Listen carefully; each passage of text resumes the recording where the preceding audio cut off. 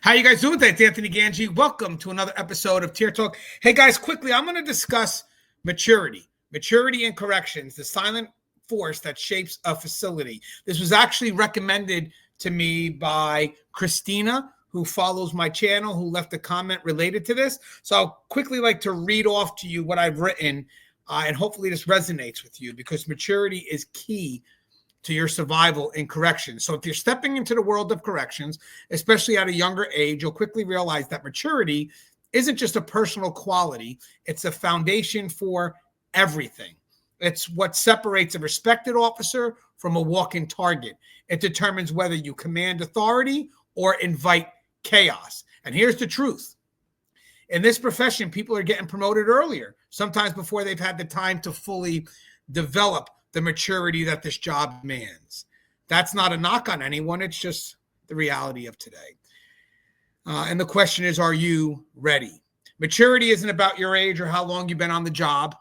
It's about how you carry yourself, how you handle stress, how you react to inmates, and how you interact with your team. It's the difference between a controlled facility and one where the inmates dictate the tone.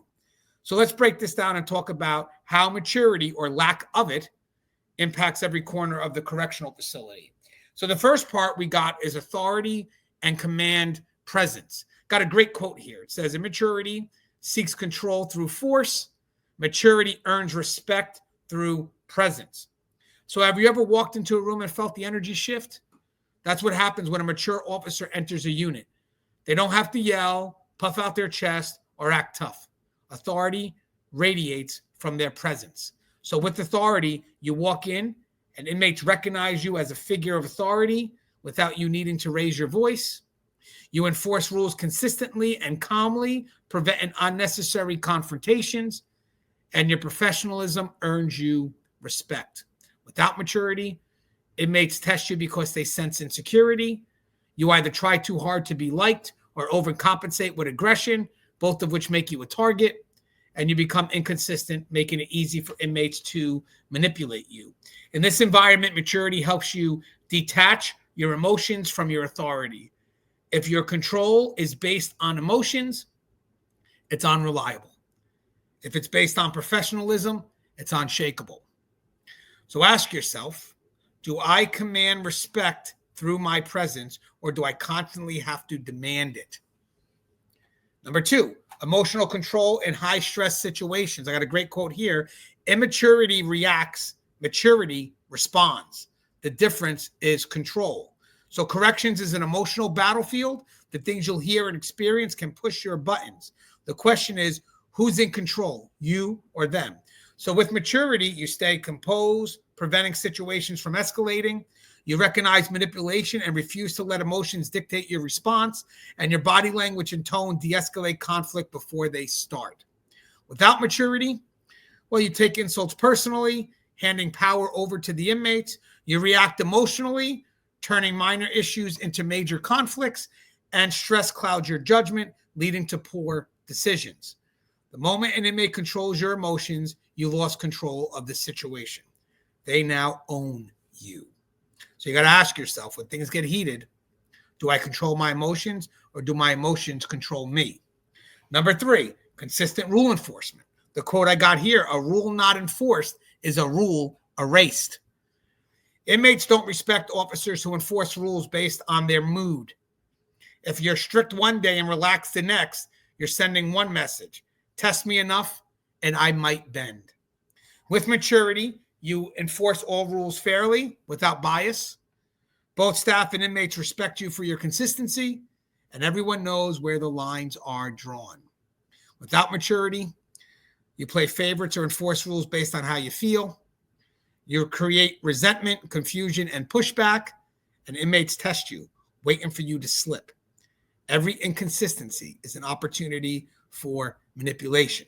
So ask yourself, can the inmates predict my enforcement of the rules, or is it a gamble? Professional boundaries with inmates. You're not their friends, mentor, or equal. You are their officer. Inmates are masters at reading people. If you crave validation, they'll see it. If you blur lines, they'll push them. And if you give them personal leverage, they'll use it. With maturity, you keep relationships strictly professional. You recognize that small personal engagements can lead to manipulation, and you never share personal details. Without maturity, you seek validation from inmates. You overshare, making yourself vulnerable. Personal relationships interfere with your judgment. Once you cross a boundary, it's nearly impossible to go back. So ask yourself, do I treat inmates professionally at all times, or do I seek their approval? Number 5, decision-making under pressure. Here's the quote. A calm mind sees options. A panic mind sees threats. High-pressure moments reveal maturity. Will you think clearly, or will you react recklessly? With maturity, you assess situations before acting. You stay calm in emergencies, preventing panic, and you follow procedures while adapting as needed. Without maturity, you make rash decisions, increase in risk. You let fear dictate your actions, and you freeze or panic when things go south. Panic leads to bad decisions, and in this job, bad decisions cost lives. Ask yourself, when faced with chaos, do I stay calm or crumble? Number 6, teamwork and professional relationships. Here's a quote. One weak link compromises the chain. Corrections isn't a solo act. The stronger your team, the safer the facility. With maturity, you work well with peers and supervisors. You take criticism as an opportunity to improve, and you contribute to a positive work environment. Without maturity, you create unnecessary conflicts.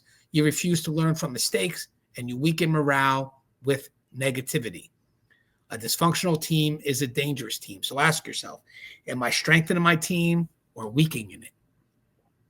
Number 7, legal and ethical responsibilities. The quote I got here is, every shortcut comes with a cost. Maturity ensures you take responsibility for your actions, because in this job, mistakes have consequences. With maturity, you follow policy to the letter.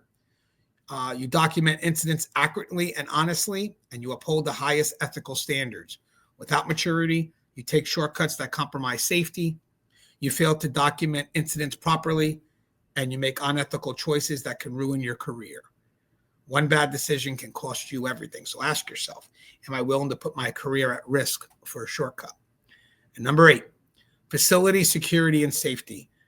A distracted officer is a dangerous officer. Inmates watch your every move. If you're not paying attention, you're creating vulnerabilities. With maturity, you stay alert and follow security procedures. You recognize threats before they escalate. And without maturity, you become complacent, increasing security risk.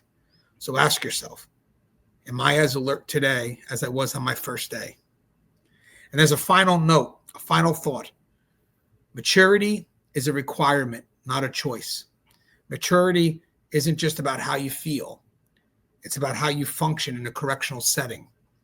It's what dictates respect, control, and professionalism. And when it's absent, the consequences ripple through every aspect of the facility. The question isn't if maturity matters. The question is, do you have it?